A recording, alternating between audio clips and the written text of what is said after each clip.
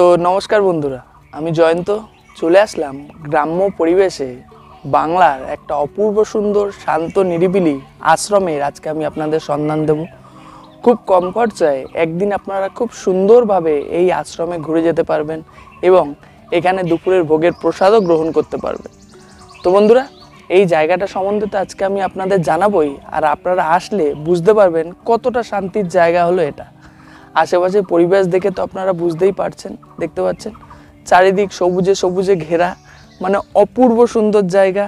অবশ্যই আপনারা এই ভিডিও দেখে যারা আসবেন তারা বুঝতে পারবেন কত সুন্দর একটা জায়গার আজকে আমি আপনাদের সন্ধান দেব। তো ভিডিওটা স্কিপ না করে অবশ্যই পুরোটা দেখতে থাকুন, সমস্ত ইনফরমেশান দেব কিভাবে আসবেন, তাছাড়া এখানে আসলে পুজো দেওয়ার কি প্রসেস আছে, দুপুরে ভোগ প্রসাদ গ্রহণ করতে চাইলে কিভাবে গ্রহণ করবেন, তাছাড়াও বিভিন্ন তথ্য থাকছে এই ভিডিওর মাধ্যমে। তো আমার চ্যানেলে যারা নতুন অবশ্যই চ্যানেলটি সাবস্ক্রাইব করে পাশে থাকবেন। চলুন শুরু করছি আর একটা নতুন ভিডিও। আশা করি এই ভিডিওটা আপনাদের খুবই ভালো লাগবে। চলুন ভিডিওটা তাহলে শুরু করা যাক। শিয়ালদা কাটোয়া লোকাল ধরে আমি আমার যাত্রা শুরু করলাম। 8টা 6 মিনিটে শিয়ালদা থেকে এই কাটোয়া লোকালটা ছাড়ে, আর আপনাদের নামতে হবে ডুমুরদহ স্টেশনে। আপনারা চাইলে হাওড়া থেকেও কাটোয়ার ট্রেন ধরে আপনারা ডুমুরদহ স্টেশনে চলে আসতে পারবেন। তো এই যে দেখতে পাচ্ছেন আমি ডুমুরদহ স্টেশনে পৌঁছে গেছি। ট্রেন আপনাদের যেদিকে নামাবে, মানে ট্রেনের পিছনের দিক দিয়ে, মানে ওই দিকটায় আপনাদের একটু এগিয়ে যেতে হবে। এই যে দেখতে পাচ্ছেন এই যে সামনে টোটোগুলো আছে, এই টোটো ধরেও আপনারা যেতে পারবেন। 10 টাকা পার হেড লাগবে, কিংবা পায়ে হেঁটে 10 মিনিট আপনারা পৌঁছে উত্তম আশ্রম ডুমুরদহতে। আমার ট্রেনে 1.5 ঘন্টার মতো সময় লেগেছিল, আর ভাড়া লেগেছিল 20 টাকা। টোটো করে 5 মিনিটের মধ্যে আমি পৌঁছে গেলাম আমার আজকের গন্তব্য উত্তম আশ্রম ডুমুরদহতে।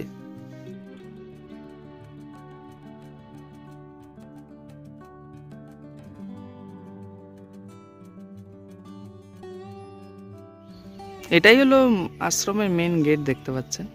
এই গেট দিয়েই আপনাদের প্রবেশ করতে হবে।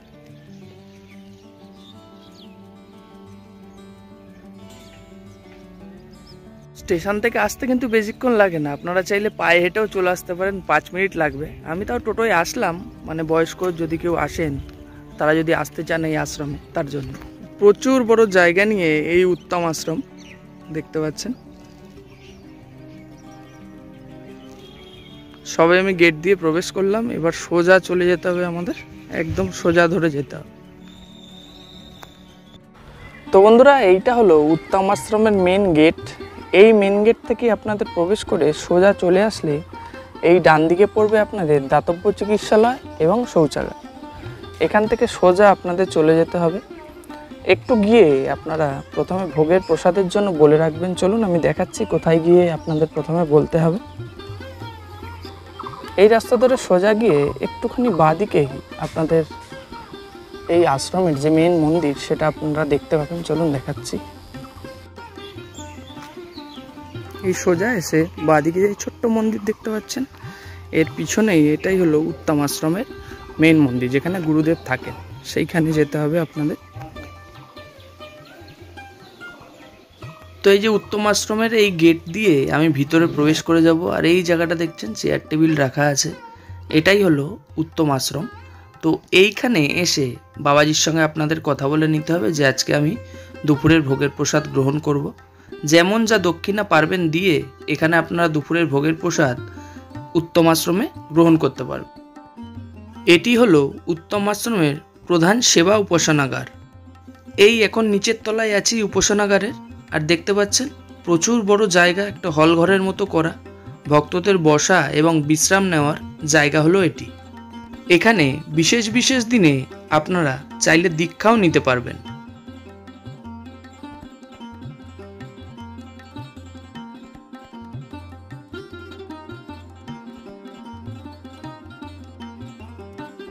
মেন গেট থেকে ঢুকে এই আশ্রমে আসার পথে এই যে একটা অশ্বত্থ গাছ আপনাদের চোখে পড়বে, এখানে কিন্তু অবশ্য পার্কিং প্লেসও, এখানে গাড়ি আপনারা যদি নিয়ে আসেন সেগুলো রাখতে পারবেন। এবং এই অশ্বত্থ গাছের একটা বিশেষত্ব আছে, এই আশ্রমের যিনি প্রতিষ্ঠাতা উত্তমানন্দ মহারাজ এইখানেই স্বপ্নাদেশ পেয়ে ত্রিশূল গেঁথে দিয়েছিলেন। আর এই অশ্বত্থ গাছের তলায় বসেই মহারাজ তপস্যা করে সিদ্ধি লাভ করেছিলেন। পরে অশ্বত্থ গাছের পাশে একটা বট গাছ লাগানো হয়, যা এখন বটবৃক্ষে পরিণত হয়ে গেছে।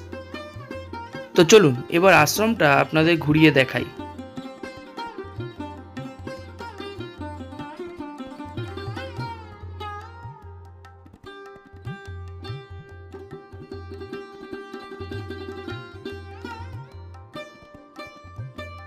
তো বন্ধুরা, প্রধান উপাসনাগার তো আপনাদের দেখালাম।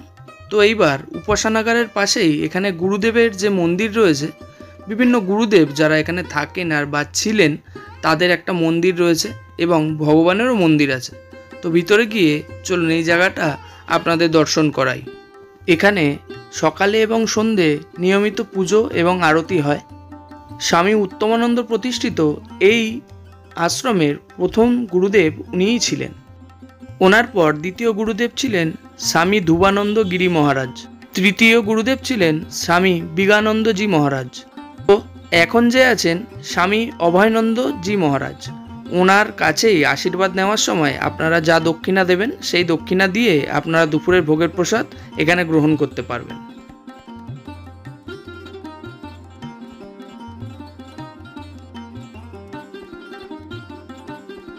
তো বন্ধুরা, আজ আমি আপনাদের নিয়ে এসেছি ডুমুরদহের উত্তমানন্দ আশ্রমে আর কি। তো এখানে এসে যেটা বললাম, ভোগের প্রসাদ আপনারা এখানে গ্রহণ করতে পারবেন। তো আমি গিয়ে অফিস ঘরে গিয়ে বললাম ভোগ প্রসাদের জন্য। তো এখানে কিন্তু পারফেক্টলি কোনো কুপন হয় না, মানে গুরুদেবকে প্রণাম করে আপনারা যা দক্ষিণা দিতে চান দিয়ে এখানে দুপুরের ভোগের প্রসাদ গ্রহণ করতে পারবেন। আপনাদের সাধ্যমতো দেবেন, আমি আমার সাধ্যমতো দিয়েছি আর কি, মানে তো আপনারা সেইভাবে দিয়ে এখানে দুপুরের ভোগের প্রসাদ এই উত্তম আশ্রমে ডুমুরদহতে গ্রহণ করতে পারবেন। পুরো জায়গাটাই আজকে আমি ঘুরিয়ে দেখাবো, মানে অপূর্ব সুন্দর শান্ত নিরিবিলি পরিবেশ। আর আপনারা তো জানেন আমার এই শান্ত নিরিবিলি পরিবেশ খুবই ভালো লাগে। চারিদিকটা অপূর্ব, অনেকটা বড় জায়গা জুড়ে এই উত্তম আশ্রম ডুমুরদহ। চলুন পুরো জায়গাটা আপনাদের ঘুরিয়ে দেখাই। দেখতে পাচ্ছেন চারিদিকে ফুলের গাছ খুব সুন্দর করে এনারা মেনটেন করছেন এবং এখানে অনেকে কাজও করছে দেখলাম, রক্ষণাবেক্ষণে আর কি। তো এই পাশের মন্দির এবং উত্তম আশ্রম যে আছে সেইটা আপনাদের দেখিয়েছি। এবার এই দিকে আরও দুটো মন্দির আছে দেখতে পাচ্ছেন, এই জায়গাগুলো আপনাদের ঘুরিয়ে দেখাই। যাচ্ছি আর একটি মন্দিরে। তো এটি হলো উত্তমানন্দ দেবের সমাধি মন্দির। এখানে উত্তমানন্দ মহারাজের এটি হলো সমাধি মন্দির। দেখতে পাচ্ছেন কিছু মেনটেনেন্সের কাজ হচ্ছে এখন। তো এটাই হলো সমাধি মন্দির উত্তমানন্দ দেবের, যিনি এই আশ্রমের প্রতিষ্ঠাতা।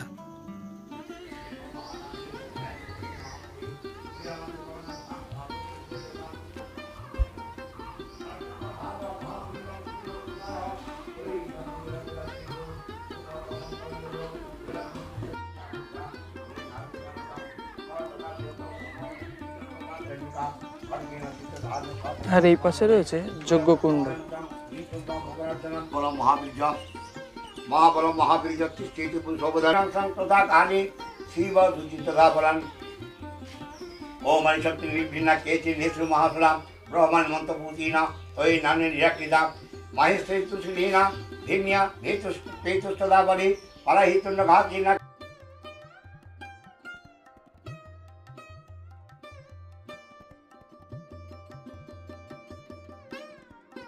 এটি হলো উত্তম আশ্রমের গোশালা। এই যে উত্তম আশ্রমের পিছনের দিকে হলো এই গোশালাটা, এই দিকটায়।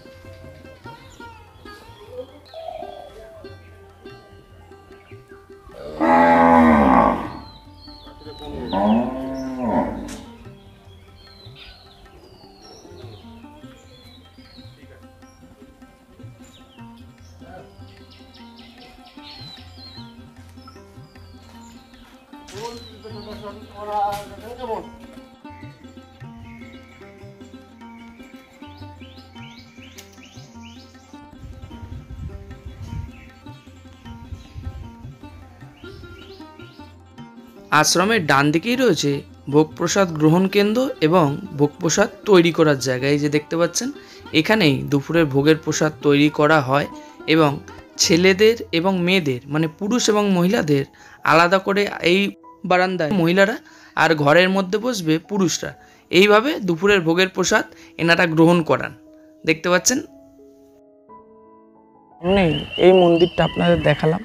এবার এই মন্দিরের এই পাশেও আরও অনেকগুলো মন্দির আছে, চলুন পরপর আপনাদের ঘুরিয়ে দেখাই। এই মন্দিরে গিয়ে দেখা যাক। মন্দিরে এবার আমি প্রবেশ করব। তো বন্ধুরা দেখতে পাচ্ছেন স্বামী উত্তমানন্দ দেব এরকম সোজাসুজি রয়েছেন, এবং এখানে শিবলিঙ্গ এবং নন্দী মহারাজজি রয়েছেন। আর এদিকে ভগবানের আরও বিগ্রহ এবং মনীষীদের অনেকগুলো বিগ্রহ রয়েছে। আর প্রত্যেক মনীষীর যে বিগ্রহ তার সামনেই তাহাদের নাম এখানে লেখা রয়েছে।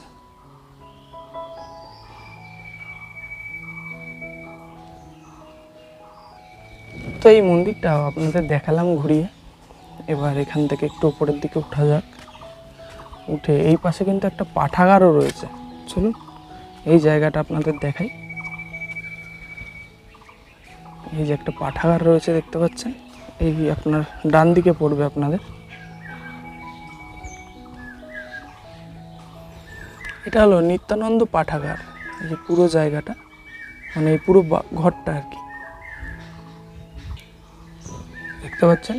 বঙ্গাব্দ 1328 26শে চৈত্র স্থাপিত হয়েছে এই পাঠাগারটি। তো আমি যে দেউলটির শরৎকুটিরে গেছিলাম, এই পিছনের এই পাঠাগারটা ঠিক সেই রকমই লাগছে। মানে আপনারা যারা দেউলটি গেছেন, শরৎচন্দ্র চট্টোপাধ্যায়ের মানে যে কুটিরে আমি ভিডিও করেছিলাম, মানে অনেকটাই এরকম। শরৎকুটিরটাই দোতলা ছিল আর কি, এটাই একতলা পাঠাগার। অনেক বড় জায়গা জুড়ে এই উত্তমাশ্রম ডুমুরদহ দেখতে পাচ্ছেন, পুরো জায়গাটা জুড়ে। আর ওইদিকে হলো ভাগীরথী নদী দেখতে পাচ্ছেন, ওই সোজা পাঁচিল, ওইখান থেকে প্রচুর বড় জায়গা জুড়ে এই উত্তমাশ্রম ডুমুরদহ। এইখানে একটা ওঠার গেট আছে, মানে এই জায়গাগুলো নদীর আন্ডারে ছিল আর কি। মানে যখন জল বেশি হয় নদী এখানে চলে আসতে পারে, মানে এই জন্য সেইভাবে গেট করা রয়েছে দেখতে পাচ্ছেন।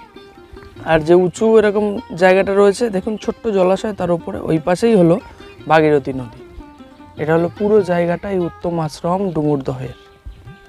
তো বন্ধুরা, এই উত্তমাশ্রম ডুমুরদহের কিন্তু নির্দিষ্ট কোনো ফোন নাম্বার নেই, মানে ওনারা ফোন নাম্বার দিতে চান না আর কি। আপনারা যদি এখানে দুপুরে ভোগের প্রসাদ গ্রহণ করতে চান, তাহলে 10টা 11টার মধ্যে চলে আসুন, অফিসে কথা বলবেন, তাহলেই হবে।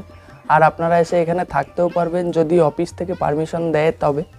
মানে 200 টাকা বা 300 টাকা এরকম একটা দক্ষিণা লাগে, মানে এগুলো দক্ষিণার হিসাবে হয়, কোনো বিলের মাধ্যমে কিছু হয় না। আমি যে ভোগ আজকে গ্রহণ করব সেটাও আমি দক্ষিণার মাধ্যমে দিলাম, কোনো বিল এনারা কিন্তু দেন না।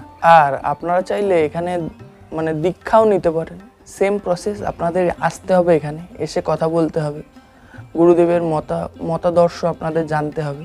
তার জন্য একটা বইও আপনারা নিতে পারেন। তো আমি একটা বইও নিয়েছি।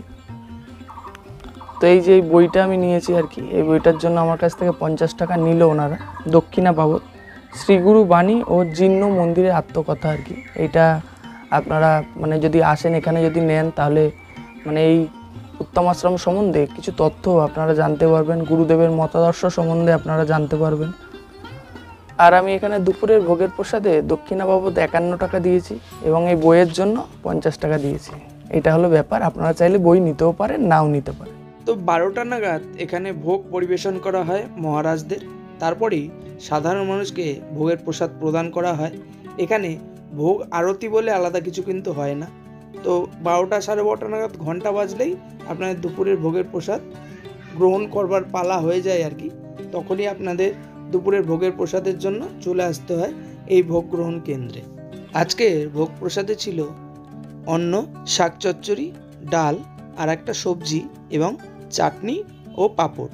পেট ভরে শান্তিতে দুপুরে ভোগ প্রসাদ গ্রহণ করলাম। তো বন্ধুরা, যেমনটা দেখলেন আমি দুপুরের ভোগের প্রসাদ এই উত্তমাশ্রম ডুমুরদহে গ্রহণ করলাম। কি ভোগ প্রসাদে দিল সেটাও আমি দেখালাম। তো আমি এখন ভাগীরথী নদীর পাশেই দাঁড়িয়ে আছি, মানে ওই পাশেই আমার ভাগীরথী নদী, আর আমার সামনেই হলো উত্তমাশ্রম। তো ভিডিওটা কেমন লাগলো অবশ্যই কমেন্ট বক্সে জানাবেন। আর যদি ভালো লাগে অবশ্যই একটা লাইক করবেন, চ্যানেলটি অবশ্যই সাবস্ক্রাইব করে পাশে থাকবেন। তো দেখা হবে আপনাদের সঙ্গে আবার পরবর্তী ভিডিওয় অন্য কোনো জায়গায়। ততদিন সুস্থ থাকবেন, নিরাপদে থাকবেন এবং ঘুরতে থাকবেন। উত্তম আশ্রম ডুমুরদহ থেকে আমি জয়ন্ত, টাটা।